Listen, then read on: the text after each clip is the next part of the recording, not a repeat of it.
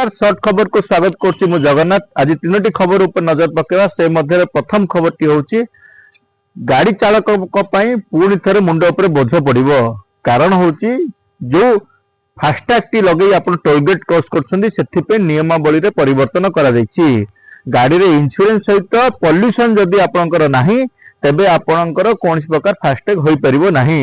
तेणु कोट ना कोटी बोझ उपर ललिता बिड़ा साजिला बोली परिवहन विभाग गोटे पर गोटे साधारण लोक उपर बोझ लदिलानी।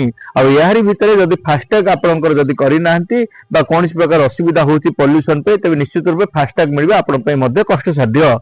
एत व्यतीत जो सब गुड़िकर गाड़ी गुड़िकर आरआर बा जो रेजिस्ट्रेशन समय सीमा रही है गाड़ी गुड़िक 15 वर्ष जदि सीमा जदि अतिक्रम करछि सांगे सांगे रिन्यू करिया पड़े। जदि रिन्यू न करिवे तबे आपनको पॉल्यूशन सर्टिफिकेट मिलिबोनी कि इंश्योरेंस होई परिबोनी जा फल आपनको फास्टैग मिल परिबो नाही। तो कोट ना कोटी साधारण लोकन पे एबे आउ गुटी चिंताजनक विषय पलटिलानी जे इंश्योरेंस पॉल्यूशन पर एबे फास्टैग चिंता। द्वितीय खबर ऊपर नजर पकेबा रायगढ़ रे जिलापाल कठोर निष्पत्ति ग्रहण करछन्ती। गतकाली अभियोग शुणाणी कर जाउथिला सेही समय रे जो अधिकारी माने उपस्थित रहबा कथा ठीक समय रे आसी नथिले जा फल रे सेही अधिकारी माननकु ऑफिस भीतर को प्रवेश मना करथिले। अभियोग शुणाणी शेष पर्यंत से समस्त अधिकारी ऑफिस कार्यालय बाहर ठिया हेबाकु पड़िथिला जा फल रे से माने अभियोग शुणाणी रे भाग नै पानथिले। तबे जिलापाल एभली कठोर निष्पत्ति को विभिन्न मल स्वागत कराइछि। एभली एक्शन हेबा द्वारा जो अधिकारी माने ठीक समय आसुना कार्यालय को निर्देशनामा ठीक रे मानुनांती सेमानक पे एक कठोर बोली कह जाउछि। तृतीय खबर ऊपर नजर पकेबा सानखेमुंडी अंचल रे 16 मास धरी बसी नहीं ब्लॉक बैठक जाहाकु नै उद्वेग प्रकाश करिसंती सरपंच।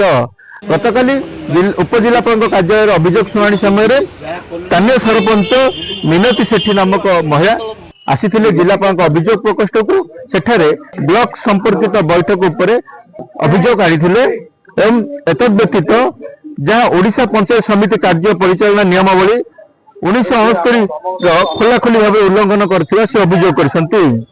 नियम मुताबक प्रति मासर थरे बैठक बसवा बेले 1.5 वर्ष धरी कौन बैठक कर जाए नहीं जा फल साधारण लोकंकर मिलवाक थिबा राशन कार्ड हो बा अन्य सुविधा वंचित होबाकू जाउछन्ती। तो एभली बारंबार अभियोग कला पर मध्य कौन प्रकार कार्यानुष्ठान ग्रहण करा जायतिला।